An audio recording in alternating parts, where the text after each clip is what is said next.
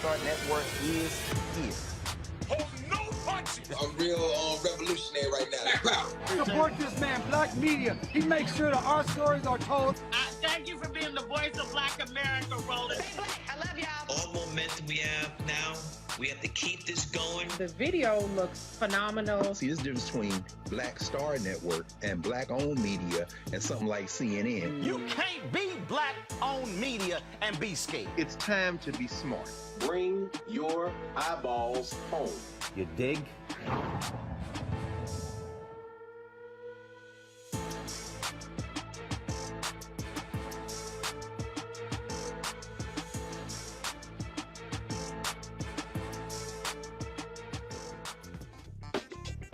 Today is Monday, May 9th, 2022. Coming up on Roland Martin Unfiltered, streaming live on the Black Star Network.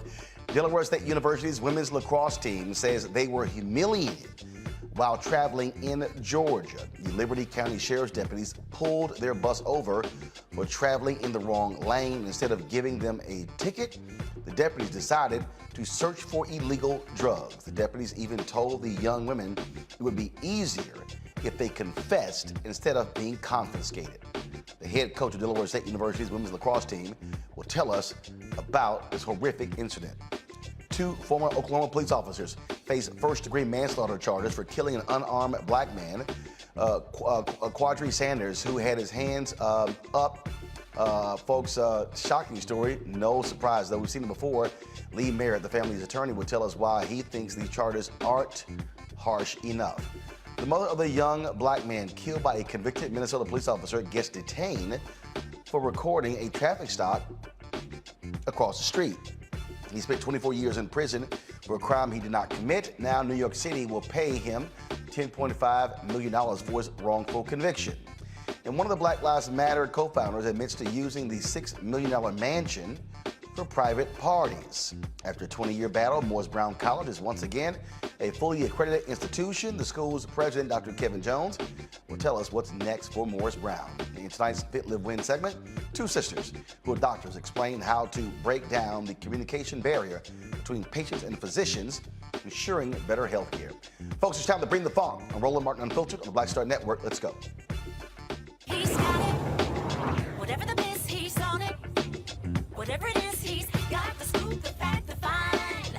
And when it breaks, he's right on time and it's rolling. Best believe he's knowing.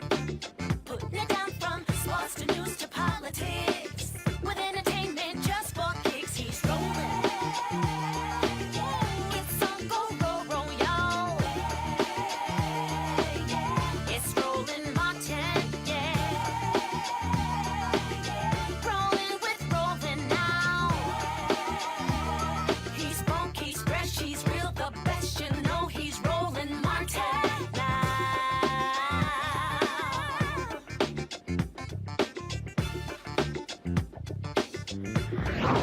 Martin. Two former Oklahoma police officers face first-degree manslaughter charges for killing a black man while responding to a 911 call for an alleged protective order violation in December. Folks, this is one of those stories that is amazing when you look at what took place. Following a month-long probe by the Oklahoma State Bureau of Investigation, Comanche County DA Kyle Kabelka charged ex-Lawton officers Robert Hinkle and Nathan Ronan in the death of a 29-year-old Quadry Sanders. The video you're about to see is graphic and disturbing. So we want to warn you before we actually play it, folks. If you want to leave the room, you want to turn away, please do so. It is, again, shocking and stunning to watch. Here we go. Hands up. Hands down, down, down, down, down, hands,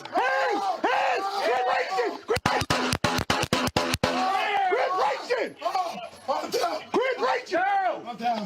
Stay down. Roll over. I'm down. Roll over. Roll over on your stomach. I can't breathe. Stomach. Hey, can you see this door? I can't. Okay. I got it. Go ahead. Yep. Hey, we got. I'm back up. You go ahead. We're gonna pull him back.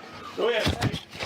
Get the door. I got him. Okay. Y'all pull him out the yard. Yep. Pull him out the yard. Go ahead. Got him. Yep. Go ahead. Do we have a cover? Keep going back. Yep. I got cuffs. Okay.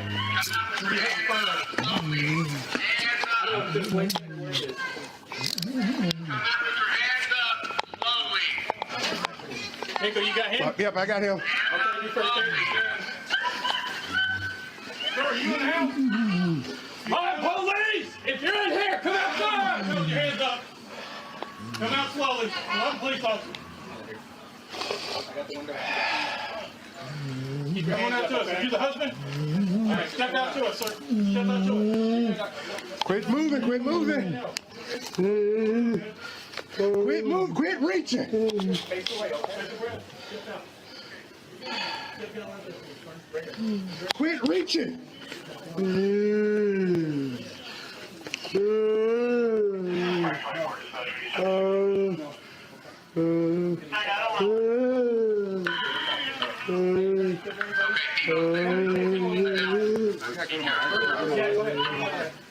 got a wife.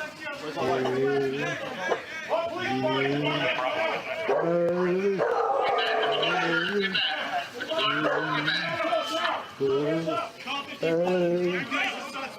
everybody's a suspect. Nobody walks without cuffs. Send your aid to this guy. I have nothing to. Okay, where's the shot at? Fuck, LT. Where you shot? Give me 76, 77, 1018. I ain't got it. There's nothing but turn. There's nothing but it's all fine. Let's put some pressure on. Keep him on the side. Come here, give me some gloves. I got you. Gloves. Here. Get back. One of your units, give me a first aid kit up here, 1018. Where's it taking it? Where's it at? It's all body. It's all body. He's got LT. How many? Hey, roll him on the side. He's starting. LT's gonna be multiples. 1, 2, in and out. I see at least 4 or 5. 4 or 5. Clear the house. Okay. Give me. And all we can do LT. We got chest here. 77, 1018. Multiple chest wounds. Keep him like that. And it's okay. Just be quiet. Thank you. I want him rolled to his back side. Keep him all the way. All the way on his back. What's your name, bro? What's your name? What's your name? I got it. Wait, one. We got chest swelling. 3 hits. 4. Okay. 5. Right in the stomach. Hey, tell him what his car so we get up here. Hey, where you at? I'm right here. Trauma kit. Let me see what we got. We got breathing. We both shot, so Who is this right here? Who is this walking up on us? oh, it's cheap. It's cheap. Oh. Sorry. You can't put anything on that. Fuck. We don't have anything right. Let's, We both gotta go. if you want to get Hinkle, and I need one person. Okay, you okay? Yeah, we're good, sir. You good? Yes, sir. Hold on, my car's on here, Hinkle. All right. I just need one person to team up with me.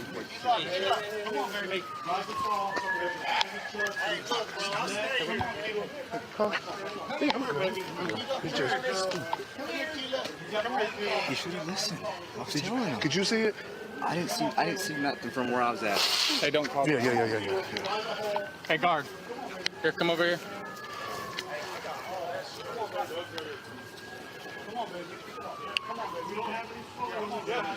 Yeah, we're getting ready to leave here in a minute, but if you want to team up with me, Felix is going to team up with him. Yep. Now we're going to go to the station.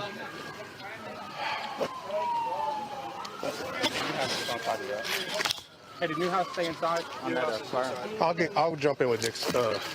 Yeah, I rode with him, so I might as well. Okay. You want to get me to the station? Yeah. Bag valve mask. Anybody? Huh? What? Bag valve mask. No. I'm bringing my pound at the Amakongo Dabinga Professorial Lecture, School of International Service, American University. Reverend Jeff Carr, founder of the Infinity Fellowship in Nashville, Tennessee. Michael Brown, former chair of DNC Finance Committee, based here in Washington, D.C. Glad to have all three of you here. This is what jumps out here, Amakongo, consistently. You see these, first of all, in the next hour, we're going to talk with Lee Merritt, who's the family attorney, about this case. But what happens in these cases all the time, so you see these officers now trying to respond, trying to save the man's life. Well, if you don't shoot somebody, then you're not going to have to actually do all of that. But you can also hear them trying to say that you see this, that you see that.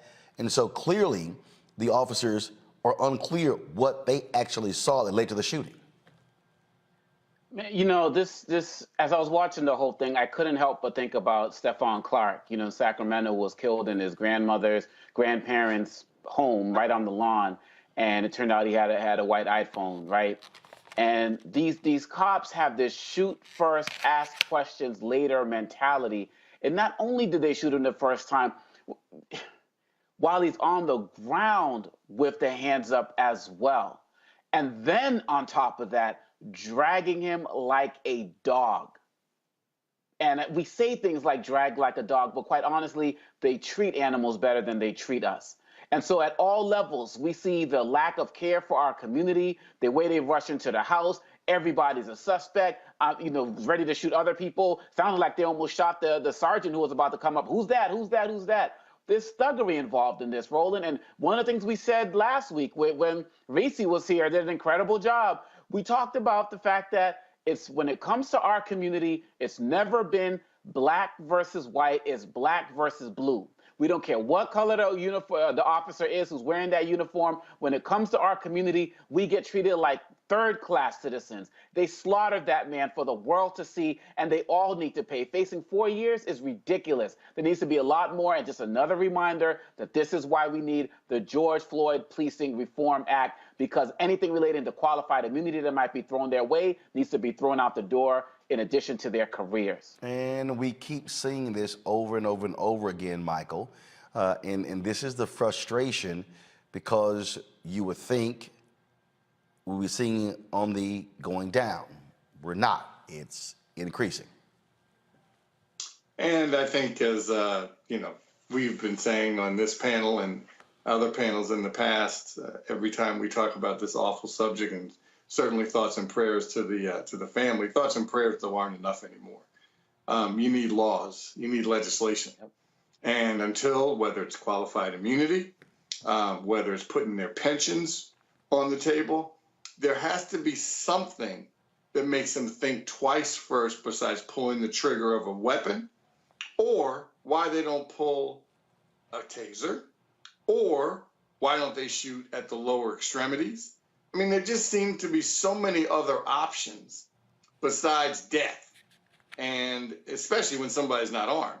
So until you put those two things, and remember, as a former public official, I remember how hard it was for people to go up against the police unions.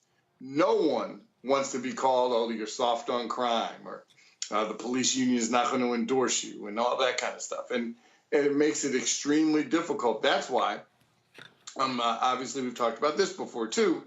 As you know, I'm a supporter of the Biden-Harris administration. But one of the first things they should have done when they came in office was criminal justice reform with the George Floyd Act. That should have been the first thing to do. And clearly, as obviously momentum and the politics change and timing changes, it's not on the front burner anymore. And this is the continuing frustration, Jeff. It's the frustration, not just with this administration, with Democrats in the House and the Senate. And when you do not follow through, people want to see action.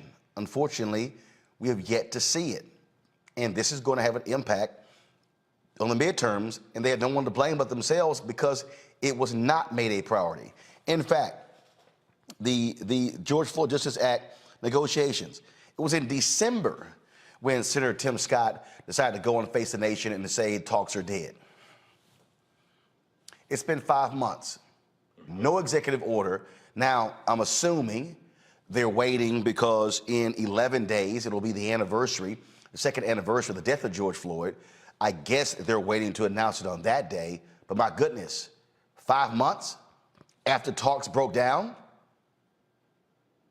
Yeah, there's no excuse. This is just an opportunity to continue to make excuses. And those of us who have been through that process understand what excuses are. We remember that, right? We can all recite that excuses are tools of the incompetent that build monuments to nothing, and those who specialize in them seldom succeed at anything else.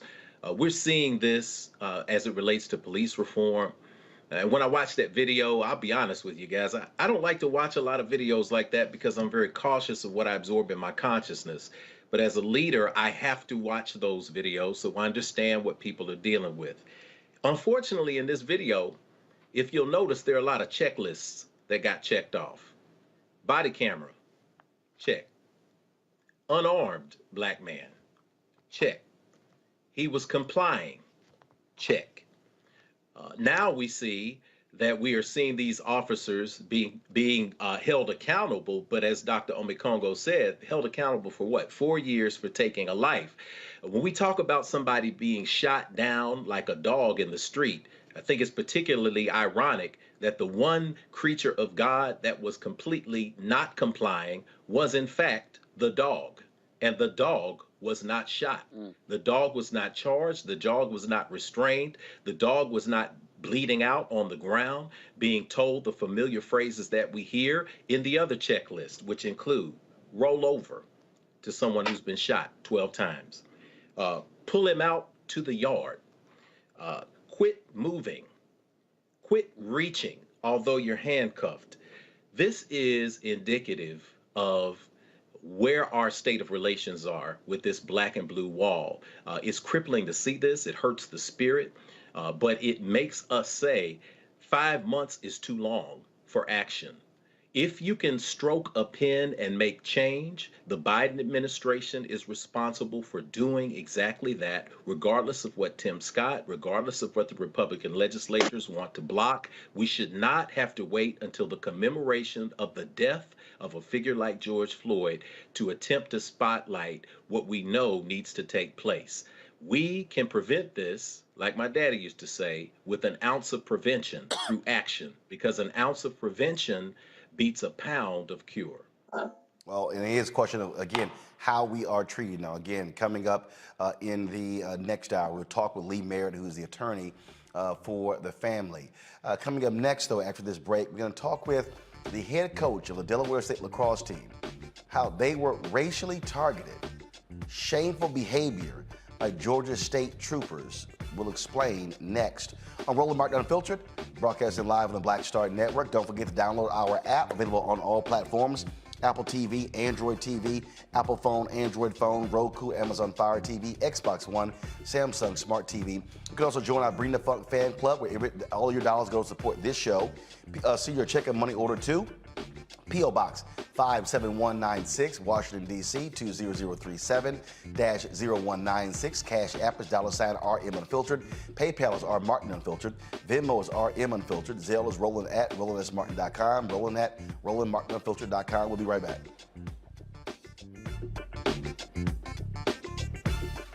On the next Get Wealthy with me, Deborah Owens, America's Wealth Coach, you're going to learn about the silver tsunami, which means that 1 million people are turning 65 every day, and they're going to need some kind of care.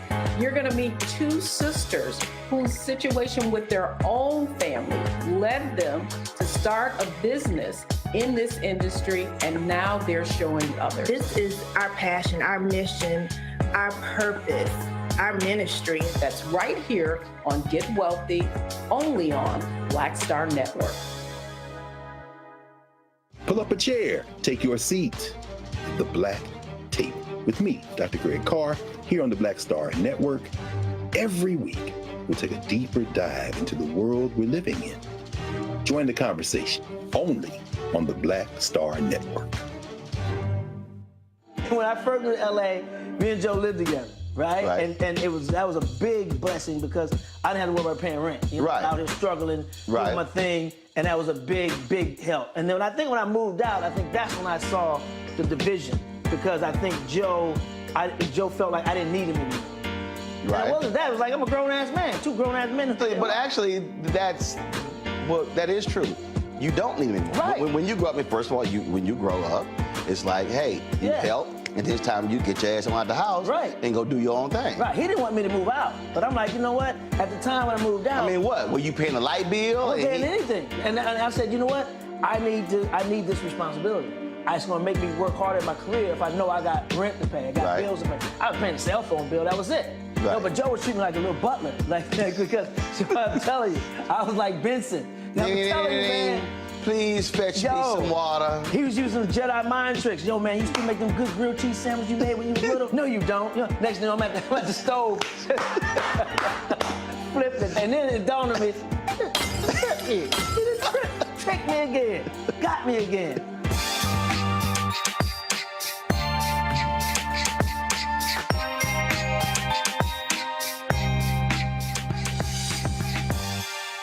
What's up, y'all? I'm Will Packer. Everybody, it's your man, Fred Hammond. Hi, my name is Brescia Webb, and you're watching Roland Martin Unfiltered. Well, I like a nice filter usually, but we can be unfiltered.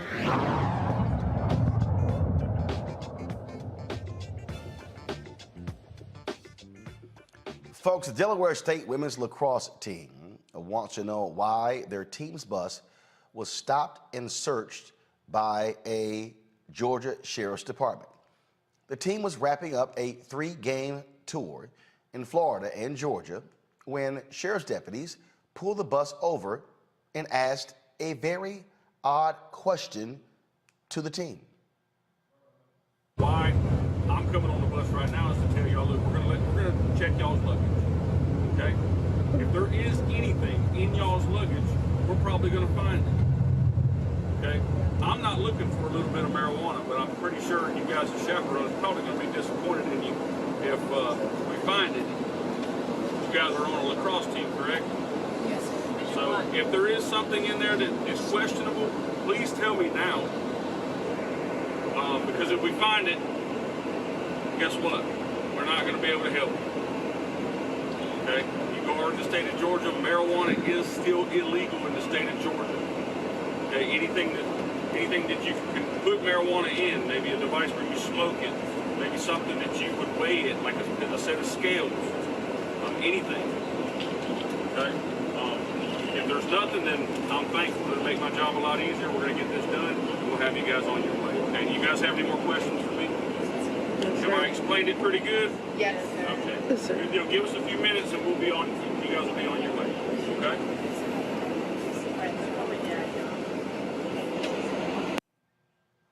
The sheriffs involved were from Liberty County, Georgia, which is about 28 miles southwest of Savannah. We contacted the Liberty County Sheriff's Office, Sheriff William Bowman. His assistant said he is not and will not make a statement until the internal investigation is complete. Pamela Jenkins is the head coach of the Delaware State University's women's lacrosse team.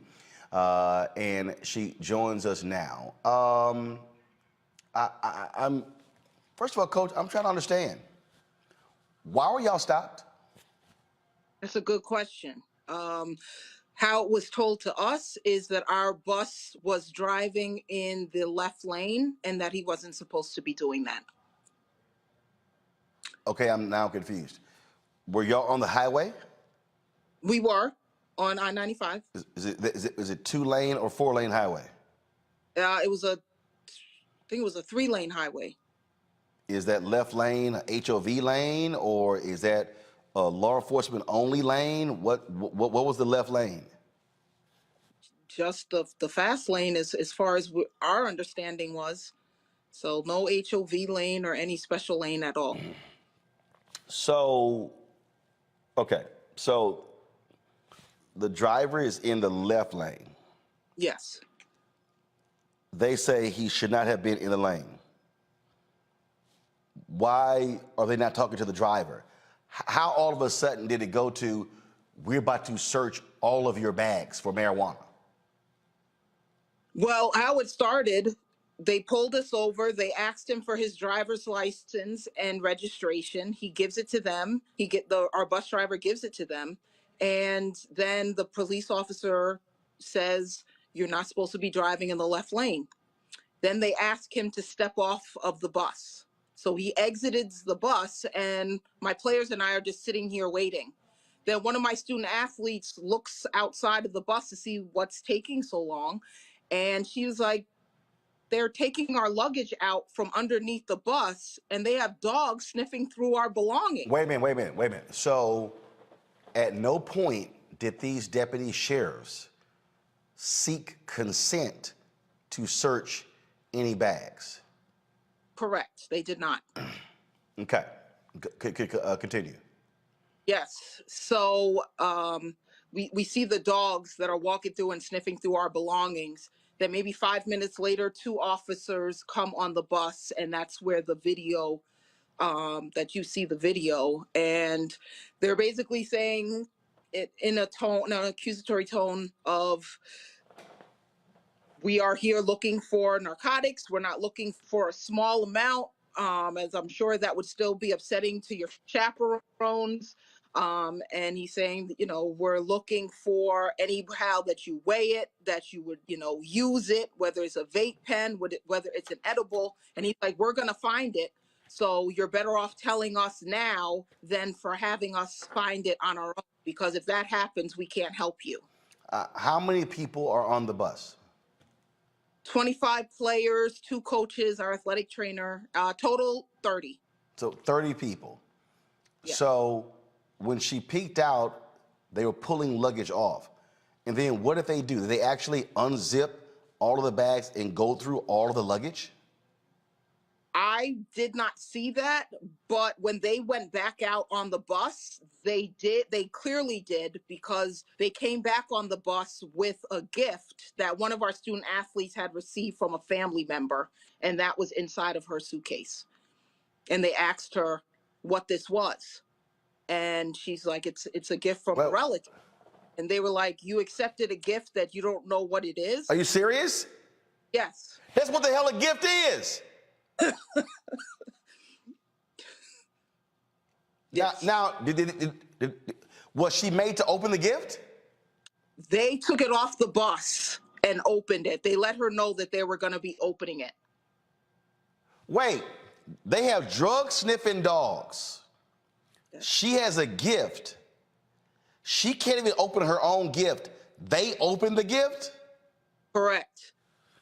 They go off the bus and open the gift. Then 10 minutes later, they come back on the bus and they're like, you're free to go. Have a safe trip. Was the driver ever ticketed for driving in the left lane? He was not ticketed, no. How long did this whole exchange happen? It took about 30 to 45 minutes in total. So y'all were leaving Georgia to head back to Delaware. Yes, that's correct. We're on our way out. Yes. Have y'all been in communication with this sheriff's department? So I know that the university is investigating it, so we have left that up to the university. Wow. So, again, before I go to my panel, so let's see here. They claim the driver was driving in the left lane, but he wasn't supposed to. Correct. But it wasn't HOV, wasn't any other designated lane, so I don't get why the driver can't be in the left-hand lane. 2, they question the driver. They pull the driver off the bus. They check all bags. The driver never gets a ticket. No. Sounds to me as if they were using this excuse as an effort to search the luggage and hopefully try to find drugs. Yes, that's how we felt. What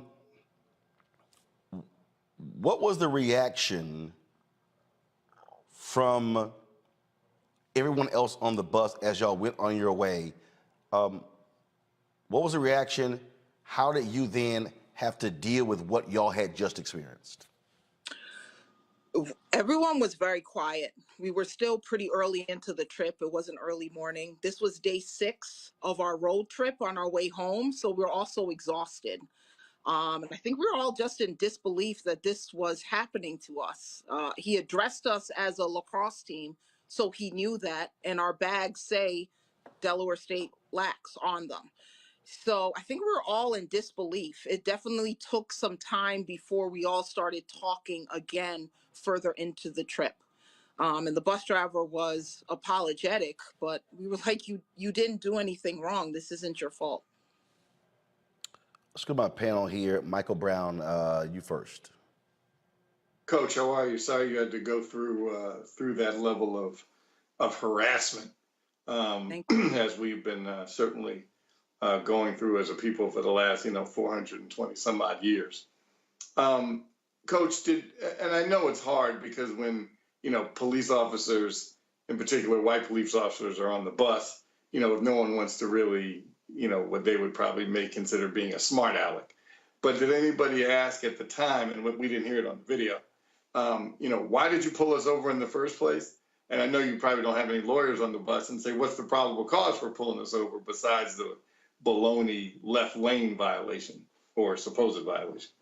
Right. So one of my student athletes asked the officer, how did this go from a routine traffic stop to narcotics dogs sniffing through our belongings? And his explanation was that on this stretch of highway that they see a lot of charter buses smuggling narcotics and people, so that they have to stay vigilant with their efforts. Well, please make sure, I know you're letting the university handle it, but as they are, moving forward in the process, make sure they ask the sheriff's office to give you some statistical data of how many white buses have been pulled over in the same kind of situation. Absolutely, I sure will. Jeff. Yes, Sister Jenkins, I appreciate you and everything you've been through. As Michael Brown said, ask for that statistical data. I'm going to add to that. Ask for the statistical data on the number of buses that have actually been pulled over where they did discover narcotics, because it's been my experience that usually when you see troopers parked on the side of the interstate, it's because they have a very specific tip. So they aren't necessarily hunting someone. So the fact that you were targeted went way beyond some flimsy excuse about trying to find drugs on the bus. Let me ask you what you're doing now, because this was a traumatic experience for everybody involved. What are you doing now to look out for the mental health of the young people who experience this in real time and may have said, you know what, this is something that my parents or grandparents talked about, but I'm experiencing it now. How are you looking out for them? Well, and especially the concern is for a lot of them, this was their first interaction with law enforcement. So, of course, that makes it even more difficult. And as a coach, traveling by charter bus is our main way of transportation. So the last thing I want is for our student athletes to be nervous to get back on the road for us to travel for our games. So there are virtual services that are available through our institution. Right now, the student athletes are home. They came back and they had to get straight to finals and then had to pack up their belongings and go home for the summer. So they're currently home. So our communication is solely via FaceTime or Zoom at the moment. So I'm just checking on them, because I know even for myself, it was re-traumatizing seeing that video and talking about it. It was a very scary experience. As a coach, you want to protect your student athletes. And in that moment, I felt like I could not protect them, that I could just lead by example and stay calm. So I'm proud of the way that they handled themselves, staying composed in that stressful situation. And there wasn't a doubt in my mind that I didn't have anything, at least for my players, to worry about.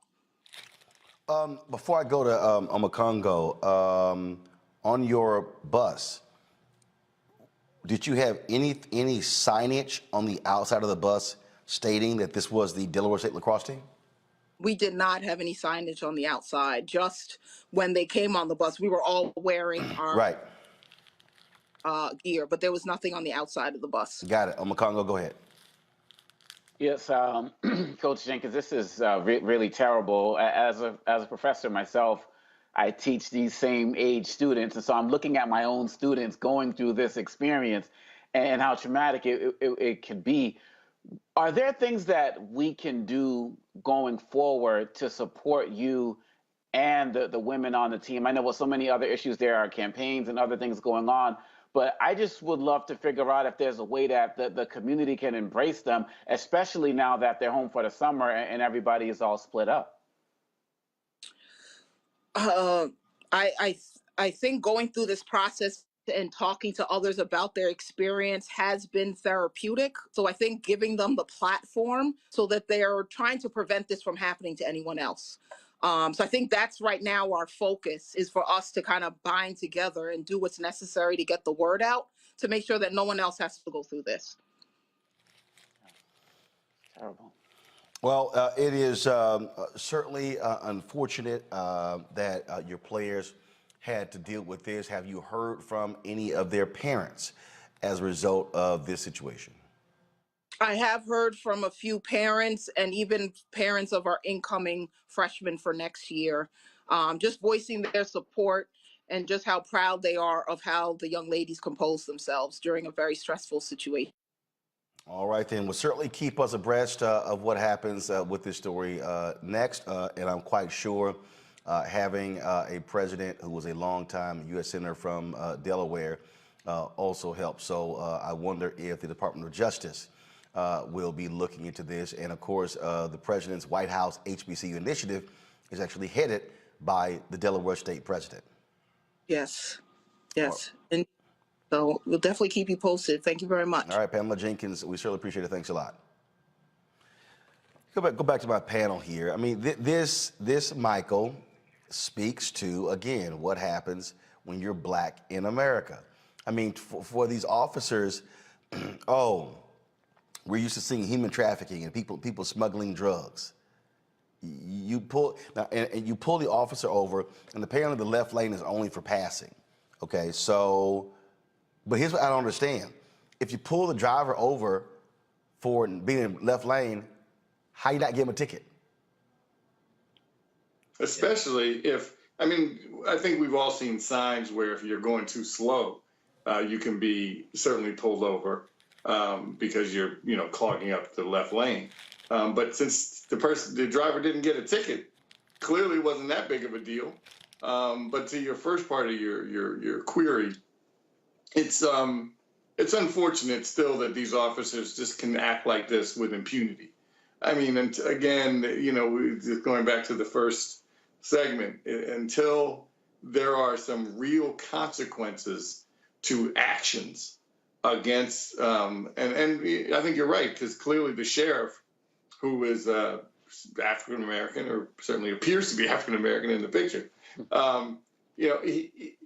clearly these white officers thought, doesn't matter whether we have a black sheriff, we're going to continue to do what we want anyway. So it has nothing to do with white, black. I think one of my co-panelists said it earlier. It's between black people and people in blue uniforms.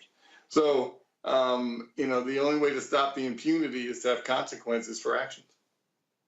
Absolutely cannot wait to see, Jeff, the response from this black sheriff. Oh, I can't wait either. But to quote Brother Michael Brown, who said it perfectly, he appears to be African American in the picture. When we talk about elected officials, oftentimes people think, well, if we just get black elected officials, if we just get people in high positions, everything is going to change. I remind people that racism is a system, and that means that it is designed to operate a certain way. So if you do not, if you can change out the operators of the machine, but if they are not systemically changing the machine, then they're just pushing the button and we're getting the exact same result at the end. So my hope is that this sheriff will step forward and demonstrate to all of those who hope that the alignment of the color and the picture is also in alignment with the action, and he will hold these officers accountable, because these kids are now singing the 1965 song El Pito, which is that Dizzy Gillespie hook, I'll never go back to Georgia. And we want people to make sure that there are consequences. It's going to be interesting to see, as you pointed out, that the president of Delaware State is also chair of the president's HBCU commission. So this may be one of the rare occurrences where, to quote Ice Cube, they may have picked the wrong fill in the blank to mess with. Congo, again, as I saw that video, I instantly thought back to that scene from the movie The Five Heartbeats. Yep. I was thinking the same thing. I was waiting for that nothing but love. So, I mean, I literally was feeling that moment, man. And what's sad about it is we go back to the Five Heartbeats. You know, these are grown men dealing with that situation. These young girls get it at that age and get the early trauma that they're going to have to be dealing with for forever. I remember I was driving on the highway once and an officer drove next to me, put the flashlight into my car as I was driving, then pulled me over after realizing I was black. And while he was having me out of the car, tried to convince me that I was drinking. So, and I don't drink. I have never had an alcoholic beverage in my life. And my point is, when he was talking about if y'all got something in the bag now, you might as well show it. It was like this an entrapment type of thing that he was doing. He thought that he was smart in what he was doing. And what if somebody did have something? Then you're going to take one of those women off the bus and what, they got to sit in a Georgia jail alone for the entire night or days? I mean, this Sandra Bland thing is going on in my head right now in terms of what the possibilities were. And so really at the end of the day, this man introduced early trauma to these young ladies that's going to be with them for the rest of their lives. And there needs to be some real consequences because, again, like you said, Roland, no ticket, no nothing. And so the goal was to intimidate. He succeeded in that. And now these sisters got to deal with it for a very long time. And they need to make sure that they're getting the services that they need. And there needs to be some consequences for their actions. Because right now, Roland, the rest of the country is caught up on the escapee from Alabama jail with the security guard or something like that. I just saw that on CNN and Wolf Blitzer. Ain't nobody talking about this situation. And so for you to bring it to national attention, we need more of this, and we can't let this story go. This is for our kids, man. Indeed.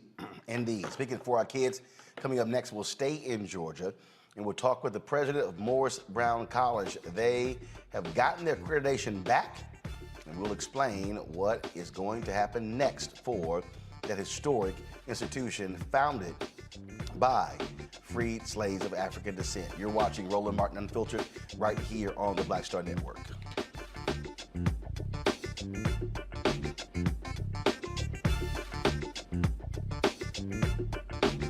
So do me a favor and think for 1 second about your mother.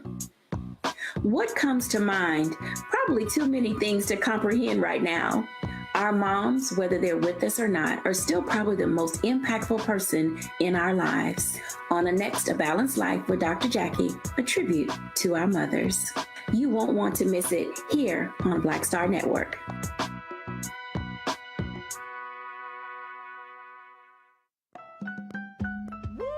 We're all impacted by the culture, whether we know it or not. From politics to music and entertainment, it's a huge part of our lives, and we're going to talk about it every day right here on The Culture with me, Faraji Muhammad, only on the Black Star Network. On the next Get Wealthy with me, Deborah Owens, America's Wealth Coach, you're going to learn about the silver tsunami, which means that 1 million people are turning 65 every day, and they're going to need some kind of care. You're going to meet two sisters whose situation with their own family led them to start a business in this industry, and now they're showing others. This is our passion, our mission, our purpose, our ministry. That's right here on Get Wealthy, only on Black Star Network. Time to be smart.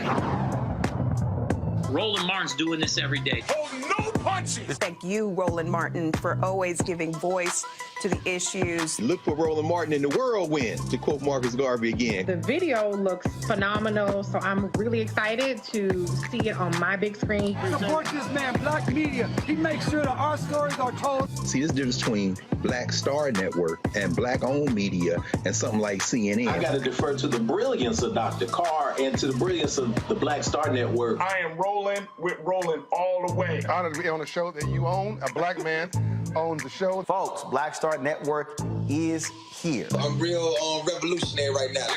Roland was amazing on that. Stay black. I love y'all. I can't commend you enough about this platform that you've created for us to be able to share who we are, what we're doing in the world, and the impact that we're having. Let's be smart. Bring your eyeballs home. You can't be black-owned media and be scared. You dig?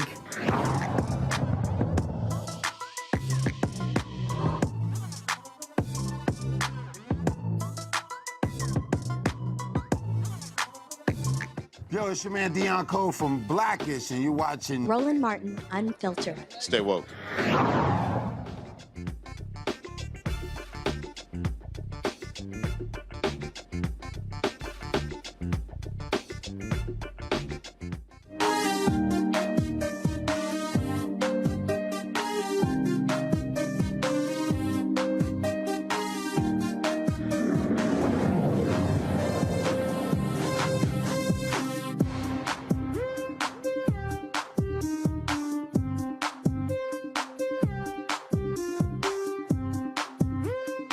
So, folks, in 1881, Morris Brown College was founded by the African Methodist Episcopal Church. The dollars that were used to create the institution came from freed people of African descent. And over the decades, Morris Brown graduated a significant number of people, prominent African Americans. In fact, it is the only Georgia HBCU literally founded by black people. But more than 20 years ago, Morris Brown found itself having significant financial woes. As a result, Morris Brown lost its accreditation. There were many efforts to try to save the university, but they still lost the accreditation. Now, what does that mean?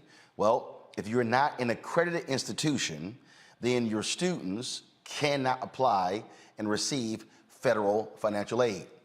Any of you who watch this show understand how often we've talked about the fact that HBCUs, anywhere from 80 to 90% or higher of an HBCU's budget is based upon students receiving federal aid. But even though they lost their accreditation, they had to also sell off assets, sell off land. Morris Brown actually never closed. Well, last week, there was a big ceremony in Atlanta where they announced that Morris Brown had received its accreditation and they were eligible for students to be able to apply for federal aid, financial aid, and then be able to enroll in the school. Joining us right now is the president of Morris Brown College, Kevin. Glad to have you here. First of all, Dr. Kevin Jones, who's the president. And so, explain to people who don't quite understand when they hear accredited and what all that sort of stuff means. What happened here? What was the accrediting agency that Morris Brown was initially dealing with? And then there was a change that also impacted, that allowed for y'all to now be able to get accredited through another route. Yes. Well, good evening. Thank you for having me on your show. Morris Brown College, like you mentioned, founded in 1881 by former slaves. It's an institution that has been here in the city of Atlanta for 141 years. We've been educating, pouring into our communities, the original FUBU, for us, by us. Originally, Morris Brown College was accredited by the Southern Association of Colleges and Schools, SAC-COC. And a few years ago, when I took the helm as president, I told the Board of Trustees that I felt like this institution should go back to its Christian roots. We were founded in the basement of Big Bethel AME Church, and we've always provided a Christian education, but we got a little bit away from that a little bit. And so we are now accredited by the Transnational Association of Christian Colleges and Schools, a Christian affiliated accreditation agency, approved by the United States Department of Education, just like any other accreditor, and we are now officially accredited. It was a 3-year-long journey, a lot of hard work, blood, sweat, and tears, but we were able to show that we are an institution of quality, that we met all the standards required by the United States Department of Education, indicative of the word quality. And we're just very, very excited to make history in this way. And so for people, again, people who don't quite understand this process, It's a major deal when universities have to go through SACS accreditation. I mean, you know, and I was talking to one university the other day. They were trying to get me to do some things, and they were like, hey, we finally have funding for this, funding for that. Because in essence, accreditation is like review. It's when you it's when you are dating a young man or a young woman and you put on your best behavior. All of a sudden, folks are cleaning stuff. They're bringing in. I mean, you're having to put your best foot forward, because the last thing you want is to either be put on provisional or lose your accreditation, because that's the whole ballgame. Absolutely. Well, you know, yes, you put on your best behavior, you put on the best foot to show that you are doing what you're supposed to do. However, it's not just a one and done. You know, we are monitored on a yearly basis. They check our audits, they check our yearly reviews, and we're monitored every single year to continue that monitoring process of showing that we are continuously improving our process, procedures, standards, fiscal stability, enrollment, etc. And so Morris Brown, like I said, is accredited by TRACS, an approved accreditor by the United States Department of Education, and we are moving forward with our new accreditation. So by switching to the accrediting council that deals with religious institutions, does it impact the type of majors you're able to offer, or does it matter? No, we're still a liberal arts institution. We have STEM programs. We have liberal arts programs. You know, we have our business program, which is our bread and butter. And so the premise of the degrees is not what they're looking for. Every TRACS affiliate school has to have a faith statement proclaiming their Christian faith, and of course, again, providing Christian education. And so Morris Brown, again, founded in the basement of Big Bethel AME Church. We have been affiliated with the AME Church since our founding 141 years ago. And so we were already Christian. We're just getting back into the service of providing a Christian education. I'm going to go to my panel in a moment for questions. Obviously, there was just a whole lot of things happening. So many people have been pulling for Morris Brown. Just let folks know how dire the situation, though, had gotten for Morris Brown. Yeah, it was pretty bad. You know, $35 million bankruptcy, $9.5 million to the U.S. Department of Education. We settled a debt with the AME Church for $4.2 million. We literally went from about 3,000 students to about 50 students overnight.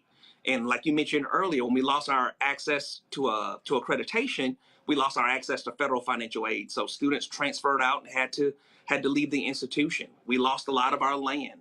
We lost our reputation. We lost so much. But I'm just very proud to say that Morris Brown was able to overcome something that would have closed other institutions forever.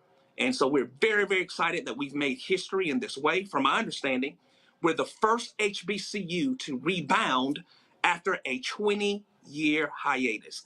And being able to continue to educate students over these last 20 years is a testament from God that he's been with us since the beginning. And so we've been through a lot, but we've been able to overcome those negative obstacles, and we're now ready to take the institution to the next level. It was obviously a big deal last week. There were folks there. I saw one particular video where Pastor Jamal Bryant spoke, and actually they enrolled one of his music folks as a student there at Morris Brown. Yes. You know, Pastor Jamal Bryant is a friend. He's been a friend of this institution. And he said something very, very instrumental. He said, listen, we've been able to do this, but now we need to build our enrollment. And so he called on all clergy and everyone who was listening to him to send one student to Morris Brown College. And I hope that they meet him like he did, you know, the task that he set forth. You know, it is, first of all, when you said that, regaining that accreditation, what was really a huge deal. Your alumni base, absolutely loyal. In fact, I can't even remember why I was in Atlanta. I was in Atlanta for something.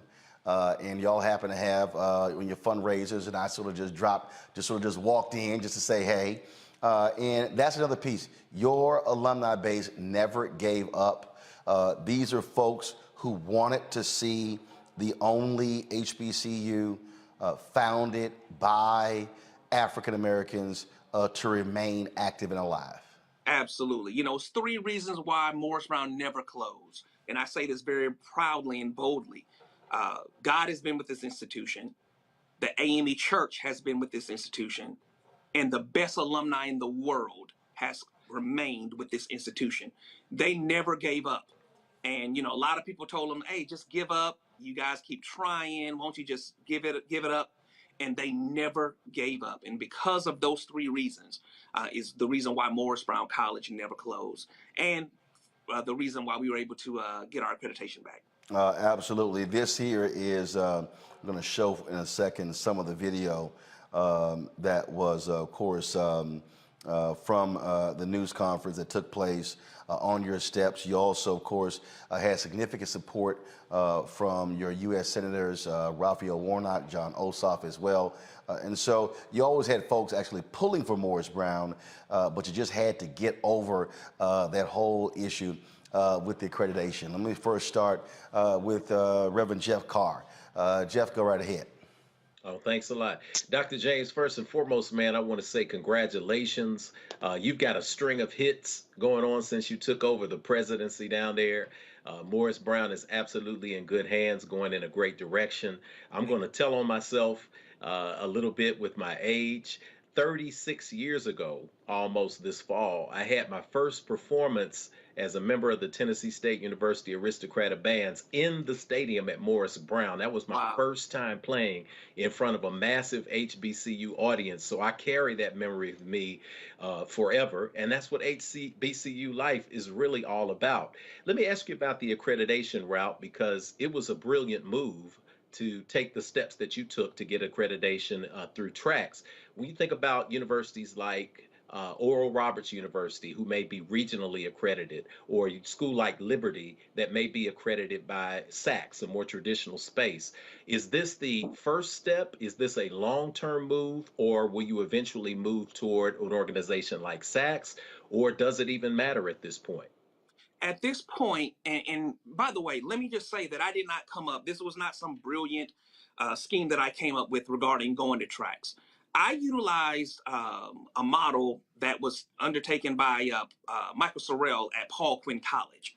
They had some issues with their accreditor, and they decided to go back to their Christian roots. They're also AME, and they went to tracks, and they're doing very, very well. So when I went into my very first interview, I told the Board of Trustees, if you hire me as president, I believe that Morris Brown would have a better fit right now with tracks than with any other accreditor. And so they approved that, of course, unanimously when I got the position, and we decided that process. 2 years ago, the United States Department of Education made a ruling after some investigation that there was no difference between regional accreditors and national accreditors. They all had the same standards. They all had the same rigor. And as a matter of fact, the U.S. Department of Ed no longer uses the words a regional accreditor or national accreditor. All accrediting agencies approved by the U.S. Department of Ed are now known as institutional accreditors. So really, right now, Tracks has been very good to us over these last 3 years. They're a perfect fit for us. Right now, we're focused on growing our enrollment, growing our academic profile, and Tracks is a good fit for us. And right now, we're very, very satisfied with Tracks. Keep up the great work, man. My wife has a long history in the AME church, so she's excited about seeing the school come back to the level. Omokongo? First of all, Dr. James, congratulations. I mean, I was a student in Morehouse in the 90s, and so at that whole AUC life, you know, Morris Brown was, you know, a huge part of it. And so to see it back, it's just really incredible. You talked about our ancestors, you talked about AME, you talked about the beautiful work that the alumni have done, but I just have a question for you. 20 years in the game there, and then you come in 3 years ago with the qualifications that you had, could have gone anywhere. What made you decide that you wanted to come to Morris Brown and lead it on this process towards its original greatness? Yes. Well, first of all, I honestly believe that God sent me to Morris Brown College. I was at home watching the news in December of 2018, and I saw where my predecessor had retired, resigned, and I literally said out loud, "Oh my God, I want to be the next president of Morris Brown College." I immediately picked up the phone and I called the 6th district of the AME church. And the way that God worked it out was the chairman of the board's assistant answered the phone. And two complete strangers talked on the phone for 35, 45 minutes. And at the end of that conversation, she said, "Send me your resume. I'm going to put it directly in the chairman's hands." And about a month later, I got my first interview. 3 interviews later, I was named the interim president of Morris Brown. About a year later, I was named permanent president of Morris Brown College. So, yes, I could have gone other places, but I believe that God sent me to Morris Brown. And it was a lot of hard work, a lot of blood, a lot of sweat, a lot of tears. And I'm very, very excited to be the 19th president of Morris Brown College. Again, the best is yet to come. We're just getting started. Michael. President James, congratulations again. Let me echo my co-panelists congratulating you for overcoming. I take obviously a lot of pride in Morris Brown, considering I think maybe some of my ancestors may have helped create it. Question about the accreditation. My mother is a proud graduate of Fisk University, and Fisk went through its own challenges several years back. And what is it about accreditation of HBCUs? Is it economic, or is there something else that puts HBCUs in the crosshairs? Listen, I've had other people asking that question, and it's a very bold response. Financial stability. HBCUs do the best of educating us. Whenever you see a HBCU getting in trouble, 9.9 times out of 10 it has something to do with finances or fiscal stability. Someone mentioned earlier that these institutions are so heavily driven on tuition revenue. When you look at Harvard and Yale and Georgia Tech or Georgia State, these institutions have multi-million or billion-dollar endowments. HBCUs don't have such endowments. And again, like I said, we are so heavily reliant on tuition, and we have to move from that model. So, again, we do the best of educating us, but we have to do a better job of creating stronger business models, creating other revenue sources where we can get out of the business of begging and just relying on tuition. And Roland, excuse me, real quick, Dr. James, super quick, Roland, I know you got to get out. Some of the best assets that HBCUs have is their land. So I'm sure with some tough decisions to have to sell off pieces and parcels of the campus or whatever land you own outside of the campus. Yeah, at the time when we filed bankruptcy, we had no other choice. Now, we are going to utilize the land that we have left. You all have seen us in the news. You may have seen that we just signed a deal with CGI Merchant Group and Hilton Hotel, where right here at Morris Brown College, we're building our own hotel right here on the campus. It's a Hilton Hotel, $30 million hotel that's going to be tied directly to our hospitality program. Our students are going to learn right in our own hotel on the campus. And so, God said, use what you got. And what we have is location right here in downtown Atlanta. And so we're going to continue to move forward with what we have.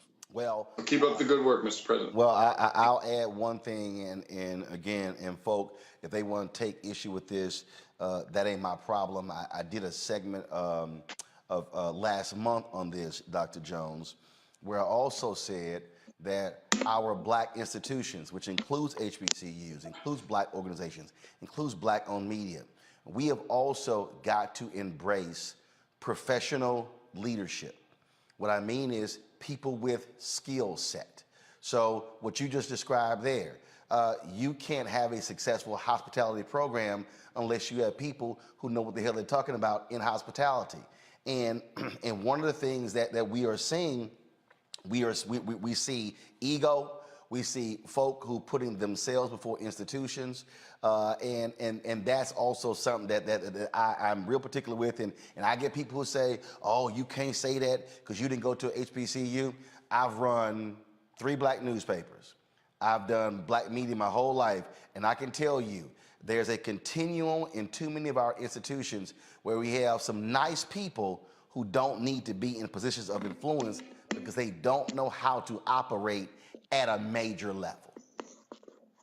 Yes, I would agree. You know, we have to make sure that our organizations and our institutions are led by competent leaders who have students at the forefront. And so here at Morris Brown College, we've done a phenomenal job of making sure that we have competent leaders who are helping us to take the institution back to her former glory. All right, then. Well, look, I was last on the campus. I think John Ossoff had an event there, and we were covering the event there. So we look forward to, and before that, the Quad, which was on BET, was actually shot on the campus of Morris Brown, and so can't wait for you guys to open up. Just last question for me: what do you anticipate? So when are you anticipating having your fall class? And any idea how many students you're going to open with? Yeah, we anticipate having a few hundred students here on campus in the fall, in August. Actually, we're going to start even before then. We're going to have summer school. Starting in June. And so we have to remember that Morris Brown never closed. We've been educating this entire time, but we're going to have our first graduating class next week on May 21st, and then this summer, summer school, and then the fall. How many graduates? We're going to have 5 graduates. 5 graduates.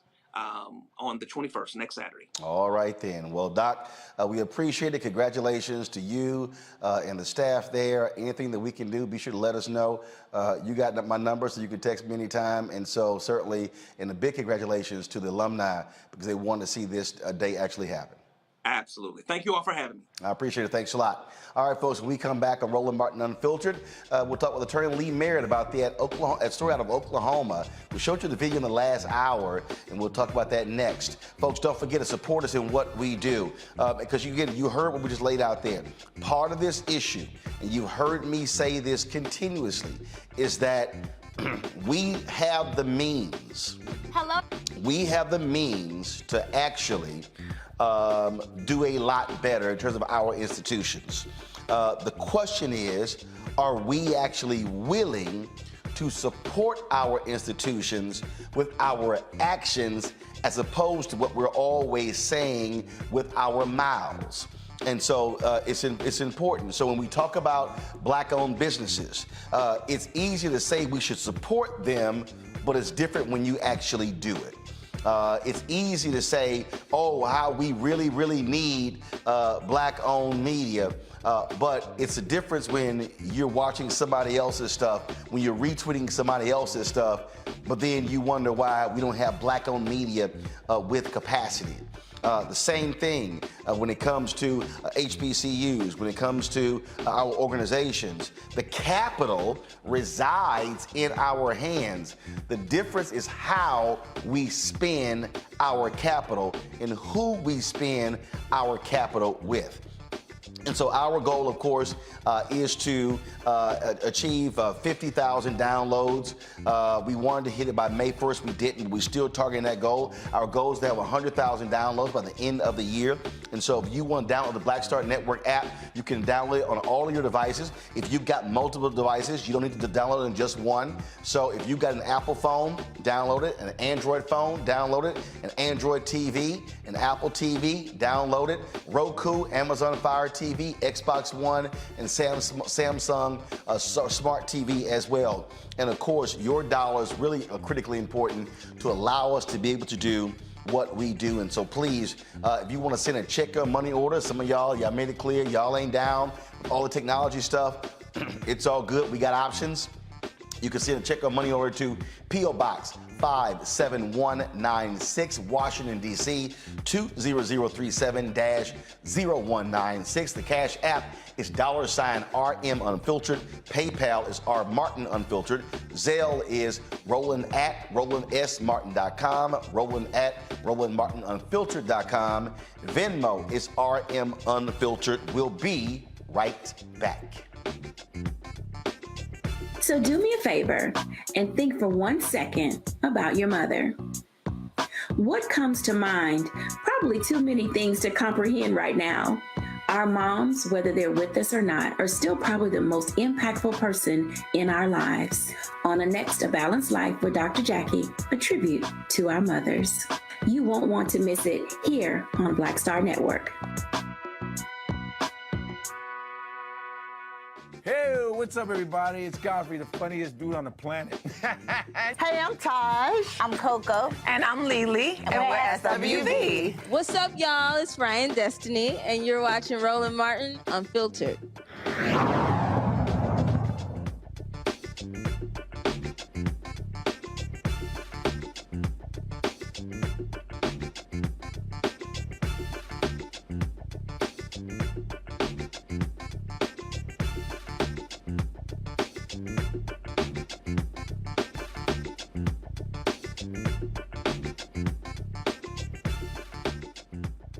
Folks, in the first hour, we told you about and we showed you this video of a disturbing shooting in Oklahoma, where a black man with his hands up was shot and killed by 2 police officers. Now, those officers have been charged, but the family says that, sorry, folks, first-degree manslaughter charges for killing Quadry Sanders simply is not good enough. The family's attorney, Lee Merritt, joins us right now. Lee, glad to have you here. So what were you and the family looking for in terms of charges for these officers for the death of this 29-year-old brother?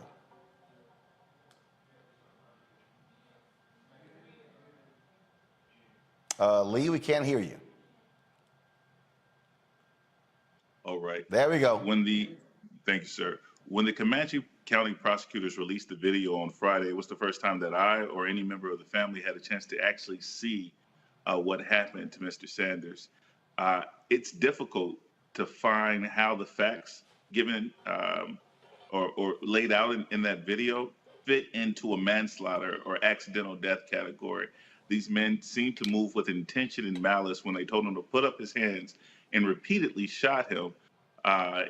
Body center mass. It seems like their intent was to cause the death, and that will be more appropriate for a murder charge in Oklahoma. Obviously, it is a lot more difficult to convict officers on murder. So could it be that prosecutors felt they had a better shot at conviction by going the manslaughter route? Historically, we've seen prosecutors charge a lesser included. And it turns out that if you don't have the facts, circumstances, the mens rea, for example, to actually prove out the lower charge, then you stand a greater chance of an acquittal in that case. And so instead of building in a defense for these officers, we've seen prosecutors aggressively go after murder charges. We saw that in the case of Amber Geiger and Botham Jean recently. We saw that in the case of Jordan Edwards and Roy Oliver. And each time, although in the case of Botham Jean, you will recall the investigators recommended a manslaughter charge, but the prosecutor saw that the facts were more consistent with a murder charge, went after the higher level charge, and was able to get a historic conviction. And in this case here, first of all, these 2 officers are no longer on the force, correct? That's correct. They were terminated shortly after the December shooting. So clearly, that is important when it comes to when this case goes to trial, the fact that the police department felt that their actions were not justified. Yeah, although the standard, the employment standard is not the criminal standard, it certainly is an indication that there was no justification in the shooting if they were terminated after the fact. Questions from my panel. First off, Michael Brown. Hey, how are you, man? Keep, as usual, keep up the good work. You're always on the front lines. Thank you, Brother Brown. With the outside of the criminal part, any chance of any kind of civil action? Because we've been talking about on the show earlier is until these officers face some consequences, we just don't know if indeed conduct will change. So whether you hit them in the pocketbook, whether because of, if on the criminal side, if it's related to their pensions or this qualified immunity, or you sue the city or the police department. So you guys considering that as well? Yeah, we're certainly looking into a wrongful death suit and a civil rights suit. I'm really particularly glad you asked that question in this case and put it in that context, because the officer who fired the initial shots and fired 11 of the 15 shots fired into Quadry Sanders was suspected of excessive force and guilty of shooting another unarmed black man just last year, one that was the subject of protests. And we often see that an officer who was found to use deadly force wrongfully in a big high-profile case, you scratch the surface just a little bit and you'll find repeated instances of excessive use of force. That's something that has to be dealt with in the civil suit. So that's why we're bringing our Monell claim and our federal claim. But also, as we push for policy out of DC that would help reduce the amount of shootings, we're asking for better tracking methods for officers, in decertification methods for officers who have been guilty of the misuse of force in the past. Got it. Well, good luck. Thank you.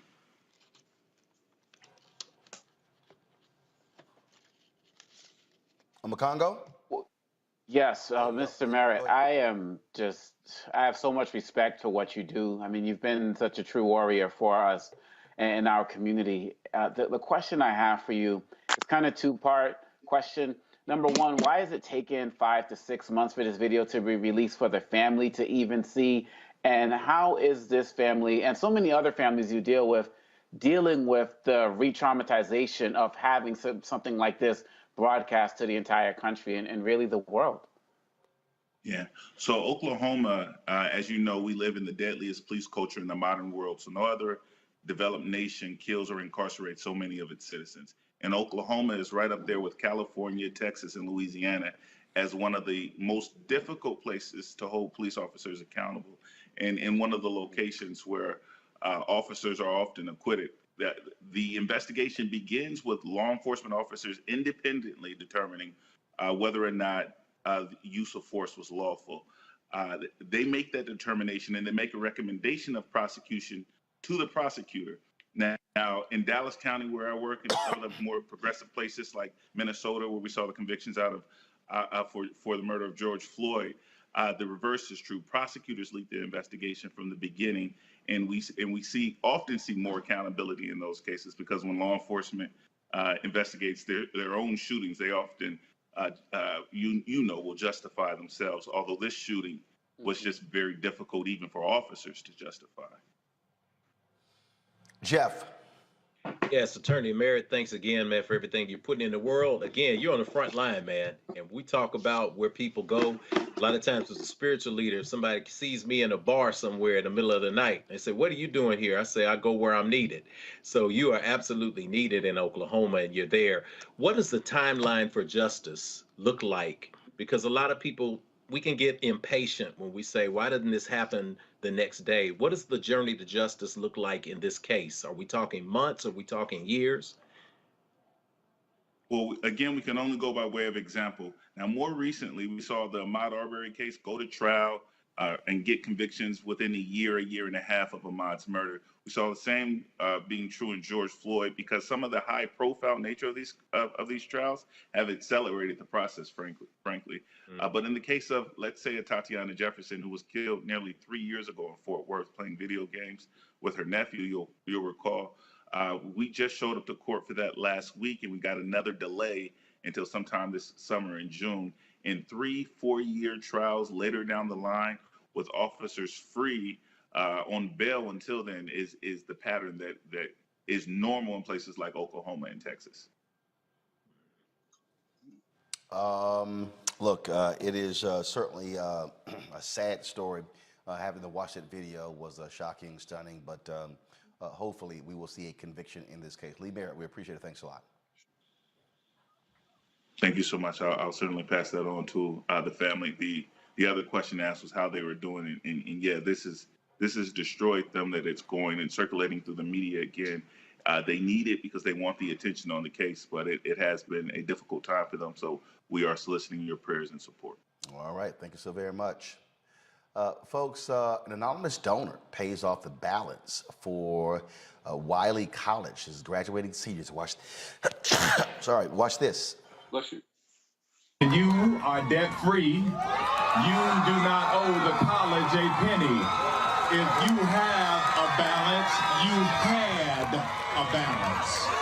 You no longer have a balance.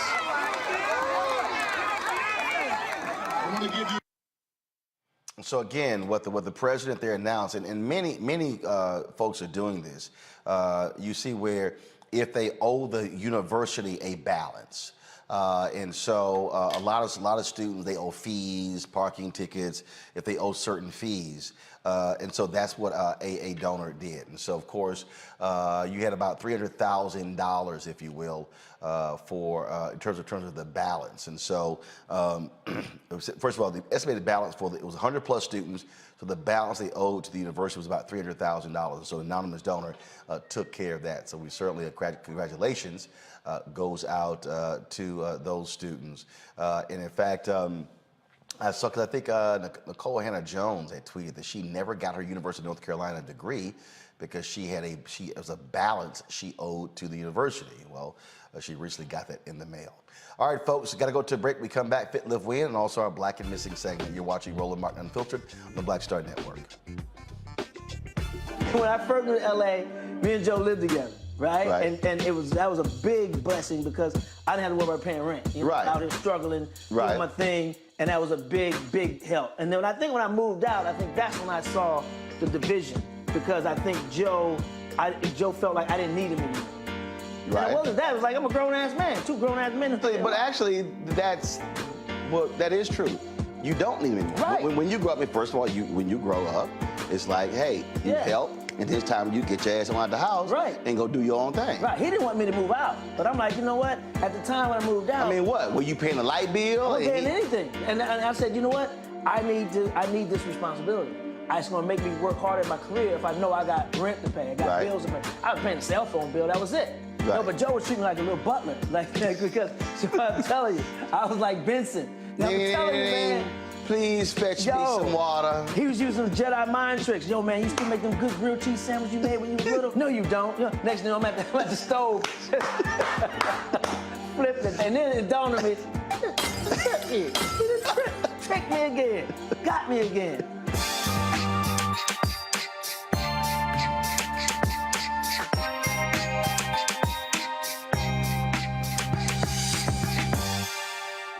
This is Judge Mathis. Hi, I'm Teresa Griffin. Hi, my name is LaToya Luckett, and you're watching Roland Martin Unfiltered.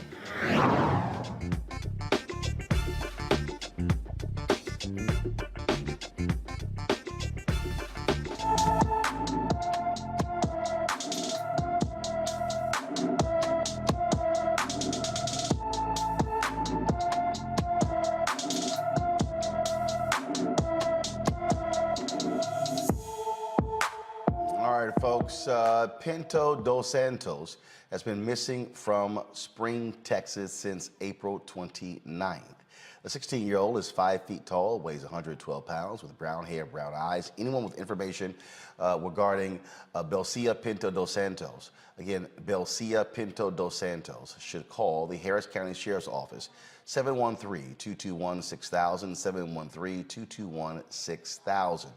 Patrice Cullors, one of the Black Lives Matter co-founders, admits to throwing 2 parties at the organization's $6 million Los Angeles mansion. Cullors says she never used the property for personal gain when the news came out about the multi-million-dollar home. But in an interview with the Associated Press, she said that she hosted her son's birthday party and an event celebrating President Joe Biden's inauguration. Now, we've reached out to Cullors to get her on the show. We're waiting to hear from her. Now, of course, many folks have been going after her, critical of her as well. In fact, here's a snippet, if you will, I'm going to play in a second, of the interview that she did with the Associated Press, talking about the criticism that she and others have endured as a result of their finances. To pay for your home or the homes of your family members or any other funds that were donated to Black Lives Matter to essentially enrich yourself? No, I have never used Black Lives Matter donations to pay for any of the properties that I owned in the past or own right now. You know, the idea that Black Lives Matter Global Network Foundation received millions of dollars and then I hid those dollars in my bank account is absolutely false. Is there any truth to the reports that your family has been hired to work at the property that was purchased by Black Lives Matter? While my brother is the head of security and my mom and sister did work at the property, there are also dozens of other people who work in the organization that are Black folks and are doing amazing work. It's not like I literally, you know, opened up the bank accounts and was like, I'm bringing all my family and friends in. Folks had skill sets. It's been a really bizarre experience to know the truth and to have false and misinformation be spread about me, especially around my own personal resources that I've worked my ass off to attain. So let me bring my panel in here. This is, so there's a couple of things here. And this is the quandary that I believe activists today need to look at the past as a way of understanding criticism. Anyone who has read books and seen documentaries regarding Reverend Dr. Martin Luther King Jr. knows that his wife, Coretta Scott King, wanted a new home. She said, Martin, we've got 4 children, we are expanding, we need a new home. He was reluctant to do that because he said, what will it look like to our critics if I get a new home?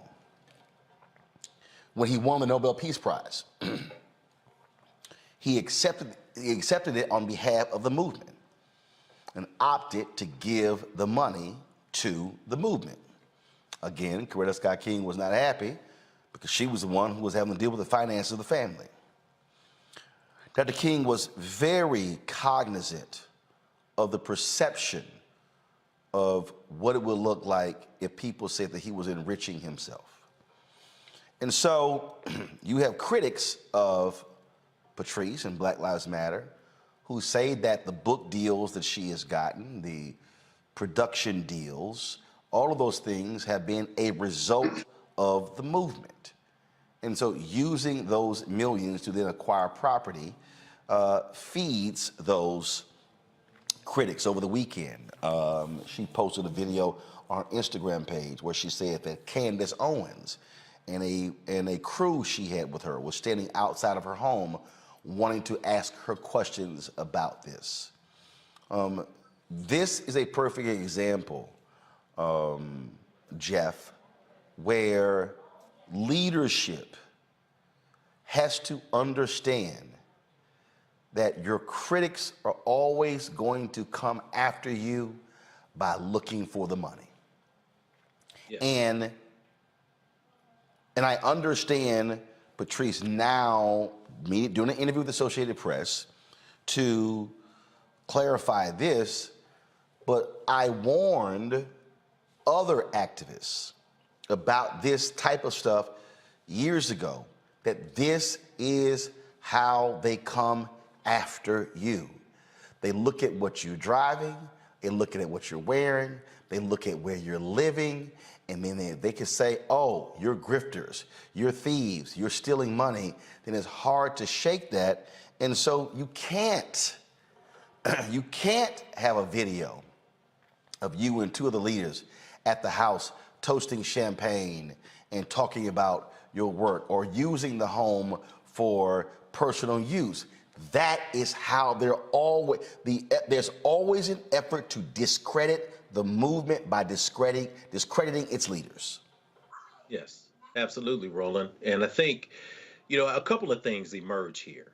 I personally could never personally criticize Sister Colors or any of the movement leaders. I don't know them personally. You know them personally.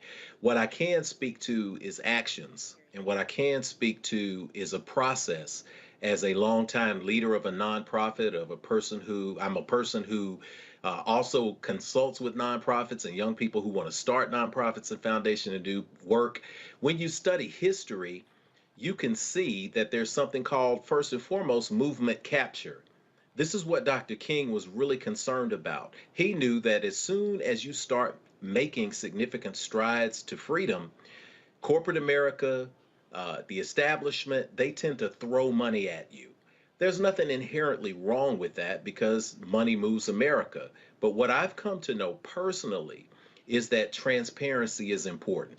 So several years ago, I launched an effort to build tiny homes. We wanted to build tiny homes. We did a GoFundMe report page for that. I stayed in a tiny home for 45 days to crowdfund this money. We raised $60,000. We promised that within 30 days we would build the tiny homes, and within 10 days we delivered. The building that I'm in now, the Infinity Center, we raised over $100,000 for it. We purchased the building in less than 6 months and spent 2 years renovating it. I say that not to toot my horn, but I do say that so that younger people out there and new people to fundraising understand one thing.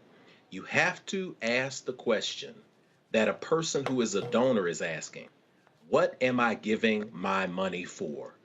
If you are giving your money to an organization that is supposed to be fighting for liberation, then yes, it is going to be disconcerting and angering at the very least to see them inside a mansion toasting with champagne.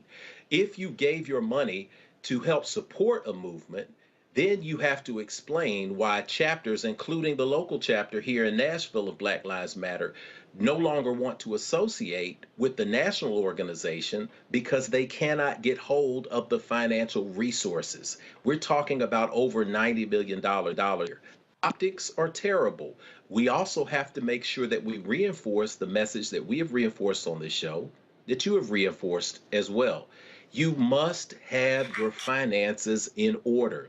Whether you're Morris Brown or Black Lives Matter, NAACP, Urban League, that is the first place they are coming. People do not mind if you are successful. Many of us looking back in the past, I say I wish King would have taken the money and spent it on his family. His family sacrificed because years later, 40, 50 years later, we say what? Oh, they're digging gold because they are licensing his image and likeness. You have a family who lost their patriarch, who was assassinated, and now you have a single mother raising 4 kids. She was right to want and to expect a new home. But I think there is a gray space in the middle that we have to launch ourselves into to let people understand that, yes, this is a double-edged sword. You got fame because of a movement, and yes, you turned that fame into personal gain, but you have to keep that separate, you have to keep it transparent, and you cannot be angry when people ask you to come and to speak to them and explain where you are. That's what we've been asked, that's what many people have been asking for months now, to just sit down and have a conversation. And sometimes you have to say, you know what, my judgment may have been off, but we've gotten it in order. We've not even heard that yet emerge from this situation. Well, and look, Omakongo, one of the big issues that I have, again, is that Patrice Cullors is the one who keeps doing the talking. She's no longer with BLM. The existing leadership of the Black Lives Matter Foundation, they have not done interviews. They have not been out here. They have not been offering transparency. I've been communicating with them saying, when are y'all going to talk? And I get they're going through their 990s and preparing those, but you're gonna have to come clean because staying quiet ain't good enough. Look, in this day and age, I mean, we talked about Dr. King back in the day and his scrutiny, but in this day and age, every day you're silent, it's like 90 days goes by, quite honestly, because with social media and the way people are trying to destroy these organizations, you cannot be silent. Silence is your enemy right now. And one of the challenges that's going on with the Black Lives Matter organization is that they're also preventing future people from wanting to get involved in the movement. I was teaching one of my classes up at American, and I had a student from Brazil who was interested in Black Lives Matter, but was a little skeptical. And this was just 2 weeks ago, Roland, and said, wait, didn't they just buy that $6 million house? They didn't know much about the organization, but she saw it on some conservative news story because she leans conservative and ran with it. And then I had another student in my other class doing that as well. My point is that the more they stay silent, they are allowing too many other people to control the narrative about them. And so when the current leadership comes out, it's going to be too late. And like Reverend Carr was saying, with Patrice and any others who are involved in the organization, come clean about any mistakes that were made. Just own it. And people, we've seen this all over the place. People are willing to be forgiven if you can just come clean if you feel like you made a mistake. Because what people are doing right now, just as people critique what we call prosperity gospel, people are trying to turn Black Lives Matter activists into prosperity activists. And they are not that. And we believe that you can make mistakes and come out and speak up for it. But if you don't do it now, by the time you get up, they say a lie can travel around the world while the truth is still getting the shoelaces on. So I appreciate the sister for doing that interview. We need more of that. And we need some real just confessions if there were some things that could have been done better in hindsight. That's how people will roll with you. Michael. Yeah, it's hard for me to add anything that my co-panelists just mentioned. It's, one of the things that I think we all know, or at least we should know, is kind of 101 is the rules are different for us. And even I'm sure that there's some critics or folks on the right who'll say, well, here's what happened to a white organization. That may or may not be true when you find a few. But for us, the rules are always different. And until they, I think, have kind of an independent audit, also, as again has been previously mentioned, take some responsibility and then move on, because you're dealing with a couple of certainly challenges. One is this one, and the other is that the right is trying to define BLM as not protesters, that they're looters or rioters. So, when you put all that in context, everything has to be on the up and up. So I think they should have an independent audit and then take responsibility for what they need to take responsibility for. If that means there needs to be a change in leadership or a change in policy, whatever it is, they have to do that. Then when that independent audit is done, they present it to the world and say, here's what this independent auditor found. Here's where there's some mistakes. Here's where we did well. And I think that's the only way to really move on, because right now everything's on the defensive and excuses, and so it's going to be difficult. Time for a Fit, Live, Win.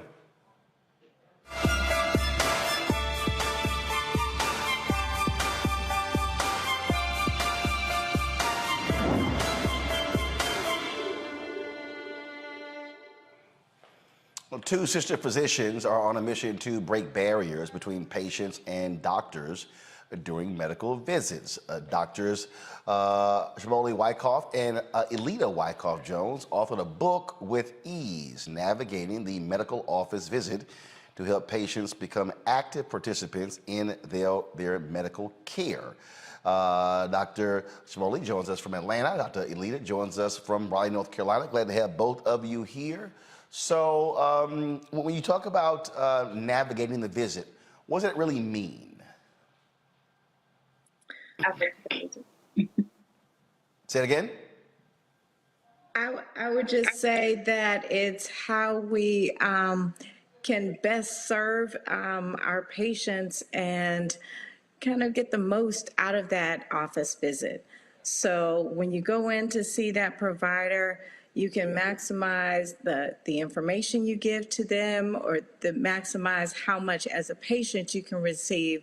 So you're looking to yourself, you're empowering yourself to get the most from that provider, get the most from that doctor, to get all the information as much as you can in the few minutes you have with the doctor.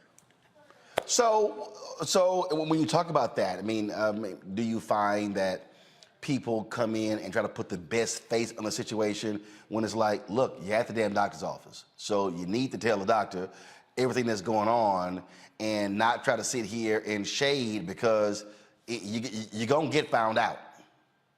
Well, yes, it's helpful to just be honest with your provider, your physician.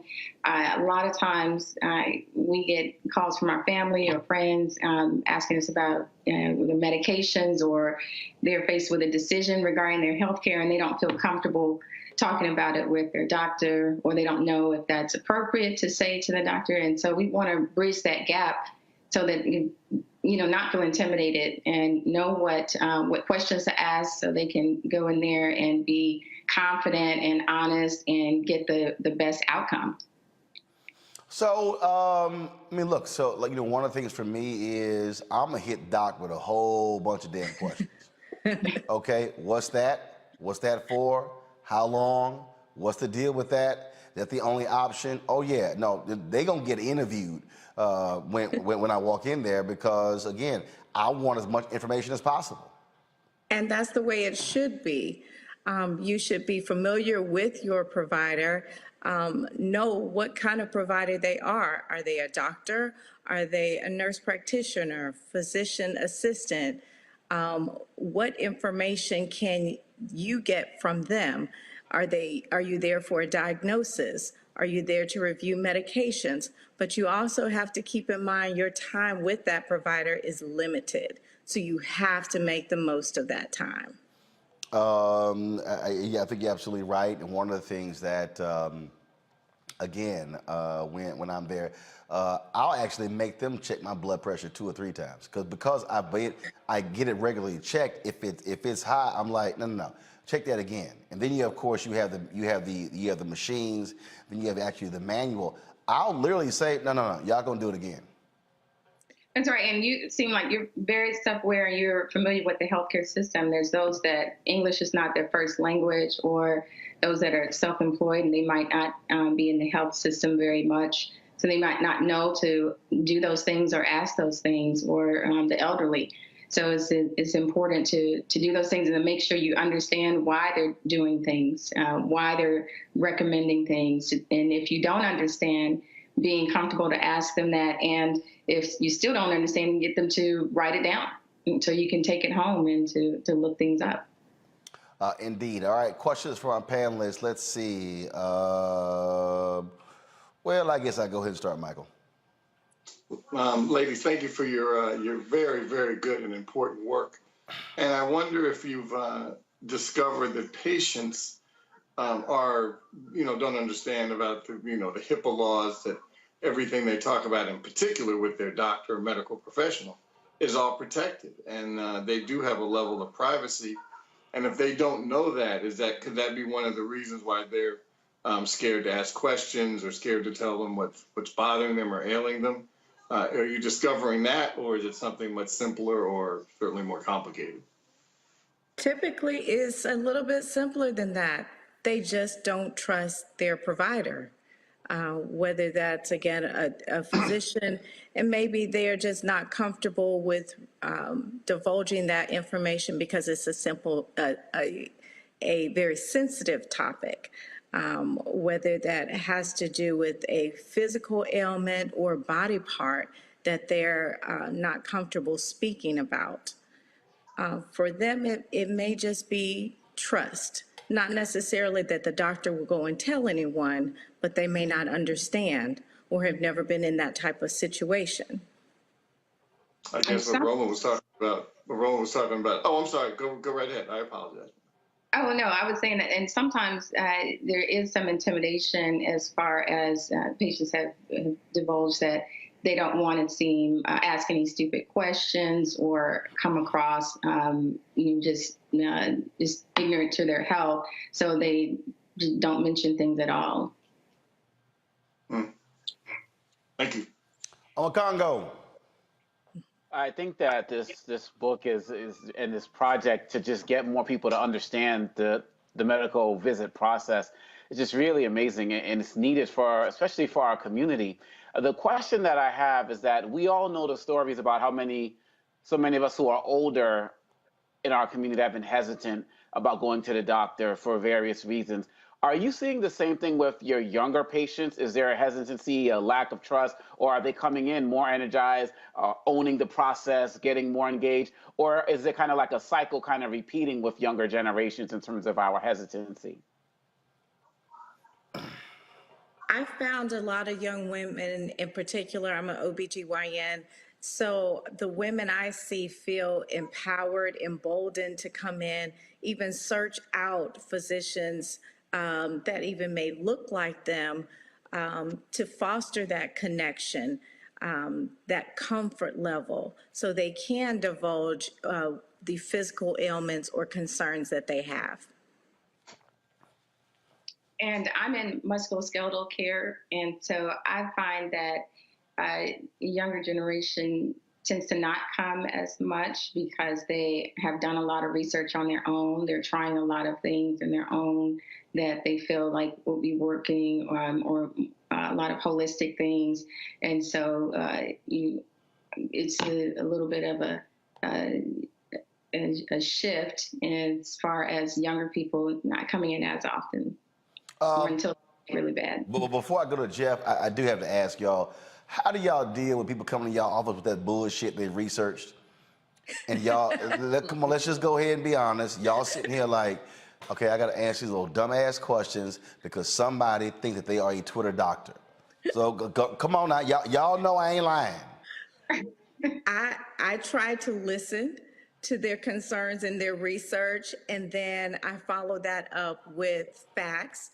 I encourage them to go to reputable websites that I know are from board certified physicians, just to counteract the lay material that they've come across. That's right. And some of it is a learning process for us as well. So a lot of times when they're bringing me things, I review them, and then we discuss them. I let them know if there's any evidence-based information out there about it. And if there's not, I inform them of that and let them know that this is more experimental. But as far as standard of care would be, A, B, and C. But definitely, acknowledge that the research they've done and the interest that they have in options, but really letting them know that that's not usually the standard of care a lot of times. So y'all being real nice when people coming out with their Twitter research. Jeff, go ahead. First off, sisters, thank you so much for the work that you're putting in the world, for walking and living in your purpose. And I'm speaking that with ease is going to help cure us from dis-ease going forward, because we're going to take agency. As a person who was once diagnosed with an advanced neuromuscular disease, I was self-diagnosed by looking at too much WebMD, and I got to the doctor's office with the diagnosis and gave all the symptoms, and my doctor just giggled and said, just change your pillow. You're going to be fine. There's nothing wrong with you. So this is a very dangerous space we're in. But I was reading in Outliers by Malcolm Gladwell about the difference between kids who are taught to speak up for themselves in doctor's visits as opposed to kids who were taught to just go in and be quiet and not say anything because the doctor's an authority figure. And so the question that comes up for me to you all is, how important is it for us to begin to teach young people, our children even, to take agency with their health and to stand up and begin to ask questions at a young age? I think that's very important. I think it starts from education about their health at home, from the simple lifestyle choices that we make every day. So, and having them learn how to be self-aware of their body, and when changes occur, knowing what's normal, what's not, and then with that being getting confidence and being able to go to professionals when those things occur. So I think it's a process that should start very early, and that especially with the landscape changing, visits may be harder to get into. It's important to get started with having a healthy life earlier and earlier. All right, the book is, show the book, please, y'all. With Ease, Navigating the Medical Office Visit. You can, of course, get the book at witheasebook.com and also follow Elita on her Facebook page as well. Folks, we appreciate it. Thanks a lot. Okay, thank you, Roland. All right, y'all have a good one. Thanks very much.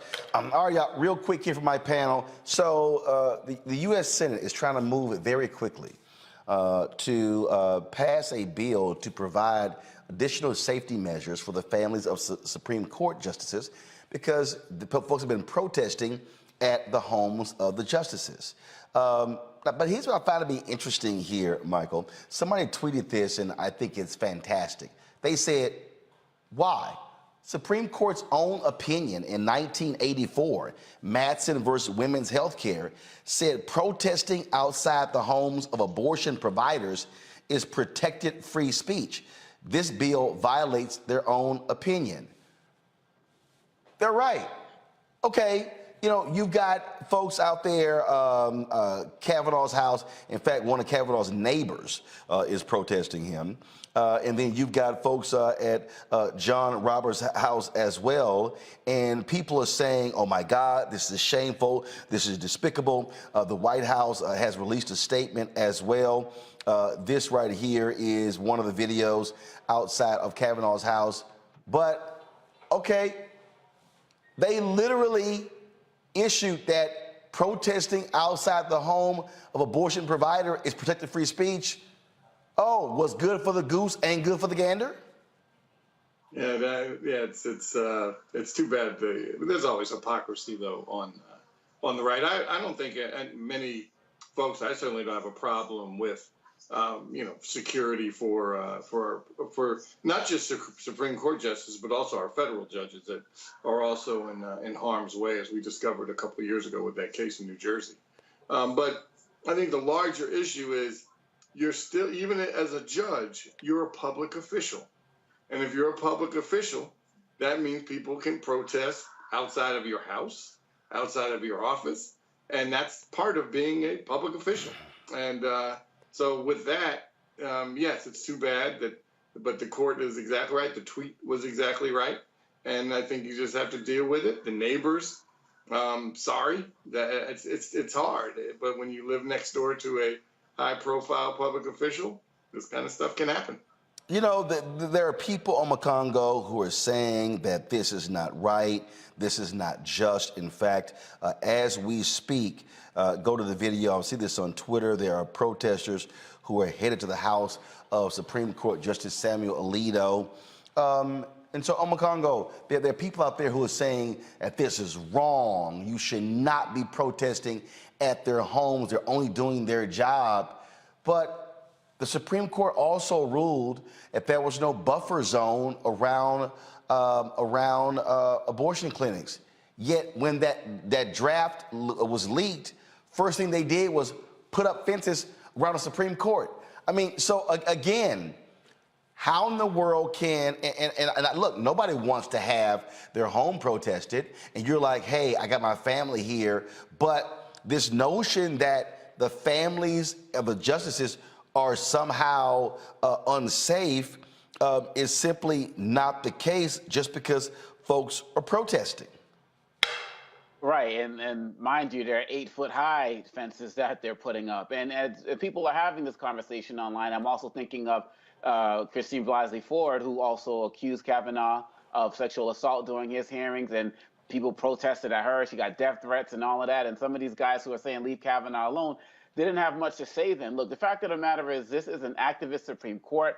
They're actively working to take people's rights away as opposed to other things like Brown versus Board. Those things are about giving people rights to equality. This is an activist court, and they are getting the response that they deserve, because this is why they were put there. They were put there to start with abortion and start taking our rights away. And people are fed up and they're pissed off. Now, we can have that conversation about we should have been pissed off a lot earlier and not let them get there. But the fact of the matter is, when you take Clarence Thomas and his wife and what they're doing in terms of how he won't recuse himself, they are showing that they can snub their nose in front of all of us, in front of all of the people of America, and the people of America are fighting back. And so this is just what it is.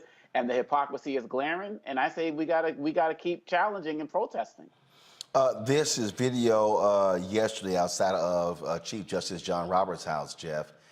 And again, you've got lots of hand-wringing here in D.C., and I'm sure there are people who will say, well, Roland, I can't believe you're saying that, because if they were protesting outside of the liberal justices, guess what? If that's allowed, if that is actually protected free speech, that's what it is. So this is the result of what happens when you are in public office. This is it. When you choose to be in public office, and yes, a Supreme Court justice with a lifetime appointment is paid by the taxpayer. You are a public official. Mm-hmm. You're a public official. You're also our employee. You work for us. Those of us who go out in the world and make our way and pay our taxes and take care of business, they are public officials and they are public employees. Everything that they get from their benefits to their salaries comes directly from our tax dollars. So it's not as if they have a sponsor that they have to answer to. They have to answer to us. When you ask me what I think when I see it, I think it's absolutely awesome. And it has nothing to do with endangering the safety of a family. It comes from a background of understanding that if you talk to a watchmaker, if you talk to an engineer, if you talk to a builder, there is always some tiny point in a mechanism where you can apply the smallest amount of pressure and stop the entire mechanism. When we're feeling powerless, when people are feeling hopeless, when they feel as if there's no way that they can block what the right has put in place, what we've seen over the last several months is people trying to experiment with the machine to find that sweet spot that will bring the machine to a halt. And that's what we're seeing with democracy. When I see it, I'm taken back to my college days. I went to a public institution, Tennessee State University. We paid tuition. When the showers weren't working or when the hot water didn't work, we got all the brothers from the dormitory, we put on our shower robes and we walked down to the president's office and lined up in front of it and knocked on the door because we knew the president's office or the president's residence had hot water. So we knocked on the door and we waited because they were our employee, and we said, when you give us hot water, we'll stop coming down here. Miraculously, the next day, the water was always fixed. This is the case now. People have been oppressed. They've been suppressed. The justices work for the people, and now the people are starting to figure it out. Go stand across the street. Don't violate the property, but make them so uncomfortable that they realize that this is just the beginning of a wave, because when people are oppressed and they are pressed down and they are held down, they will always find a way to find the sweet spot that will bring the machine to the halt. And isn't it interesting that the United States Senate has unanimously passed by unanimous consent a bill to provide additional security for Supreme Court justices and their families. The bill now goes to the House, yet that same Senate could not pass the George Floyd Justice Act to protect black families and others from police abuse. It's amazing how fast Congress can move when it wants to. It's amazing how fast they can move. Michael, Omakongo, and Jeff, I certainly appreciate all three of you being with us on today's panel. Thank you so very much. I want to thank all of you as well, folks. We had a great time at the Formula One Grand Prix, Miami Grand Prix race over the weekend. We'll have some photos as well as be talking to Willie T. Ribbs, who F1 has hired for diversity, who was our host down there. We're going to have him on the show in the next couple of days, so look forward to that. Don't forget, Thursday, we're also going to be broadcasting live from Kansas City, Missouri. Kansas City, Missouri. If you'll have the graphic, please pull it up. I'm going to be there on behalf of the Kansas City Urban League. You might remember we had them on the show talking about the police brutality that was happening there in Kansas City, and also how the treatment of black police officers. And so I said, look, we'll be happy to come there to do a town hall. That's what we're actually going to be doing. So we're looking forward to that. YouTube, y'all should be hitting us by 1,000 likes by now. It don't make any sense. We have not hit 1,000. So y'all got about 60 seconds to get us to 1,000 likes so we can get out of here. And so again, y'all, this is again, so here's the graphic. Pull it up, please. I'm going to be in Kansas City on Thursday. Thursday, May 12th at the Robert J. Mohart Center, 3200 Wayne Avenue, Kansas City, Missouri. Again, 5 p.m. Central, 6 p.m. Eastern, where we are going to be talking about the racism in the Kansas City Police Department and how it is impacting African Americans. And so this week we'll be in Kansas City. Next week I will be holding a town hall in Cedar Hill, Texas, with Jasmine Koenig, Jasmine Crockett. Jasmine Crockett, who is running for Congress. So we'll be in Cedar Hill next week, May 18th, but May 12th, this Thursday, we will be in Kansas City. And so looking forward to being there, talking about what is happening with black police officers on that particular force. And so that's why, folks, you understand what we do. We don't just sit here and sit behind the desk, hide our face, talking trash about other people. We don't just stay here. We actually go out. We're in the community. So I get a kick out of these people who call themselves grassroots, but it's amazing how you see people say they're grassroots, but you ain't never seen them walk on other grass, and you've never seen them plant anything else. They never go anywhere else. You never see them in the community. You never see them actually covering stories. You never see them going outside of their own bubble. Well, we actually do that. And so look forward to being in Kansas City. Folks, that's it. I will see y'all tomorrow right here on Roland Martin Unfiltered on the Black Star Network. Don't forget, download the app, please, if you have not done so. Apple phone, Android phone, Apple TV, Android TV, Roku, Amazon Fire TV, Xbox One, Samsung Smart TV. And if you have not joined our Bring the Funk fan club, our goal is simple. That is to get 20,000 of our donors annually to give on average $50, which is $4.19 a month, 13 cents a day. If there's no minimum, there's no maximum. So please, if you could support us, that would be absolutely great. And so please do so by joining our Bring the Funk fan club. Again, you can send a check or money order to P.O. Box 57196, Washington, D.C., 20037-0196. Cash App is $RM Unfiltered. PayPal is R Martin Unfiltered. Venmo is RM Unfiltered. Zelle is Roland at RolandSMartin.com. Roland at RolandMartinUnfiltered.com. All right, folks, that's it. I will see y'all tomorrow right here on Roland Martin Unfiltered on the Black Star Network. Y'all take care. Holla!